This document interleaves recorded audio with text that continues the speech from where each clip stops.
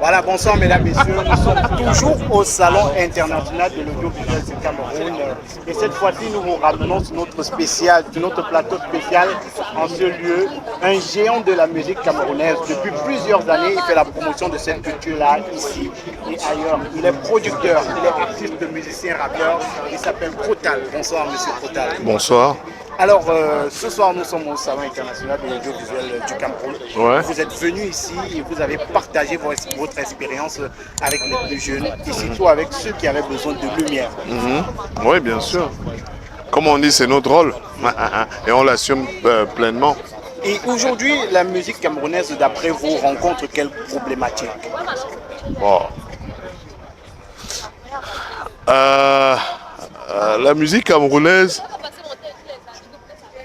je ne sais pas comment parler de ça, mais en termes de rayonnement, de promotion, et ce n'est pas encore ça. C'est-à-dire on a l'impression que les choses sont faites et elles existent, mais en matière de numérique et digital, c'est vraiment pas encore ça. Donc, à travers des événements comme le SINAC, heureusement, certains que ça intéresse peuvent être édifiés aisément en ce qui concerne comment se déployer, comment aborder le marché international. En fait, on a beaucoup de blocages par ignorance. Vous voyez, c'est-à-dire que, par exemple, vous allez voir des Camerounais aller s'ouvrir des pages YouTube alors que YouTube ne connaît pas le Cameroun, par exemple. Vous allez rencontrer le même problème avec Spotify, des trucs comme ça. Mais bon, après, il y a des stratégies qui peuvent être développées afin de contourner et de pouvoir réellement jouir de son impact. Quand je parle d'impact, c'est l'impact réel. Je ne parle pas de vues achetées, par exemple. Voilà. Vous qui faites la musique depuis plusieurs années, vous qui faites des spectacles partout dans le monde, des salons, vous en faites tous les jours. Est-ce que vous avez l'impression que la musique camerounaise s'exporte suffisamment? Est-ce que, vous savez, pour que la musique camerounaise puisse exporter, il faudrait déjà qu'elle soit consommée dans son propre pays. Donc, il faut savoir ça. Donc au Cameroun, on ne consomme pas la musique camerounaise? Souvent, je m'en vais me mettre dans certains espaces publics. J'entends 80% de musique étrangère et 20% de musique camerounaise. Et le problème serait quoi en ce moment? Est-ce que c'est... Ça vient justement de l'éducation de base, l'éducation, l'éveil à la culture, l'éveil à plein de choses. Je veux dire, les médias ne sont que des diffuseurs. Je mets bien, je dis encore, ne sont que des diffuseurs. Ce ne sont pas des directeurs artistiques. Maintenant, c'est pas parce qu'un propriétaire de radio a pour kiff la musique nigériane qu'il aimerait que tous les Camerounais qui passent sur son média soient des clones de Nigérians. C'est pas ça la musique, c'est pas ça l'art. Chacun a un rôle. Sauf qu'aujourd'hui, le constat, il est là.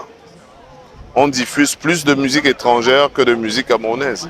Et aujourd'hui, nous avons la chance d'avoir le SNAC qui peut éduquer sur ce genre de questions-là. Ouais, vous animez ici un colloque qui portera certainement sur ce type de questions. Oui, bien sûr. Demain, dès 13 h, on sera là et on pourra échanger en profondeur sur plein de choses. Peut-être pour sortir sur le contenu que proposent les artistes aujourd'hui, quelle est votre appréciation, votre point de vue? Vous savez, l'Occident a tué sa propre culture musicale en imposant ce qu'ils appelaient des formats. Et je trouve dommage qu'ils aient réussi à importer ces stratégies ici, en Afrique. Maintenant, j'espère qu'il y en a qui, comme nous, penseront à verrouiller sur ce qui est nous. Parce qu'à la fin de la journée, vous voyez, on est en train de parler de quoi là? On est en train de parler de nous. Et il faudrait que les gens comprennent que c'est un gros business et que c'est pas de la figuration. Ça va dans tous les sens, ça va jusqu'aux droits générés par les œuvres exécutées. Il y a tellement de problèmes que bon.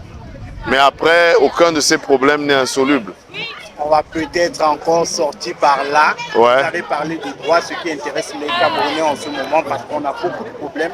Le cas le plus récent, c'est Kacha, avec Eddie Kenzo, Kashia qui a proposé de la musique en collaboration avec Eddie Kenzo et aujourd'hui ne s'entendent pas au niveau des droits et d'y n'avoir jamais rien perçu. Le problème aujourd'hui en termes de droits, c'est véritablement lequel? Est-ce que c'est parce que les artistes, vous avez parlé tout à l'heure d'éducation? Quand vous parlez du problème de Gacha, qui a protégé l'œuvre? Cette œuvre est protégée où? Au Cameroun? Eddie Kenzo est d'où? Du Kenya? Ouganda. Ouganda? Elle est protégée où? En Ouganda? En France? Aux États-Unis? C'est Eddie Kenzo qui touche les droits Non, d'Afrique. qui a protégé l'œuvre? Peut-être Eddie Kenzo d'après les différentes sorties Ah, de Gacha. d'accord. Elle aurait dû penser à protéger son œuvre. Merci. Voilà, c'est comme ça que ça se passe. Merci. Le reste, on met de l'émotion, on pleure, ça ne règle pas les problèmes. Il y a un fonctionnement. Quand nous, on approche nos plus jeunes frères en leur disant « Allez vous affilier à une société de gestion de droits d'auteur », « Gars, grand, ce sont vos choses-là. Nous. » Non, c'est pas ça. La musique, c'est pas le star system. C'est pas ça. La musique, c'est la musique, avec ses règles. Il faut les maîtriser. C'est pas juste briller, faire de belles vidéos, ressembler à l'autre. C'est pas ça. C'est pas ça la musique. Et puisqu'on parle de ça, Et il faut savoir qu'un artiste, ses revenus sont générés à 90% par les droits. et puisqu'on parle, vous avez parlé des sociétés de droits d'auteur, on va peut-être parler du syndicat. Ah ouais, le syndicat national des acteurs des musiques urbaines du Cameroun. Oui, on a créé le syndicat justement pour pallier à tous ces problèmes.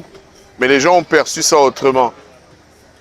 Du coup, la même chose qu'on vit avec le syndicat, c'est la même chose qu'on vit dans le droit d'auteur. Des gens qui créent des œuvres de l'esprit et qui ne sont pas conscients du fait que une œuvre exécutée sur quelques médias que ce soit doit être rémunérée. À un moment, c'est perçu comme une faveur, c'est perçu comme une extravagance. Je vous prends un schéma simple. Vous parlez des problèmes du droit d'auteur au Cameroun. Il y a plein de médias privés, mais jusqu'à demain, le seul média qui paye les droits, c'est le média national. Ah, ouais. Merci Koutal, de nous avoir accordé un peu de votre temps. Merci, c'est moi qui vous remercie. Merci à tous.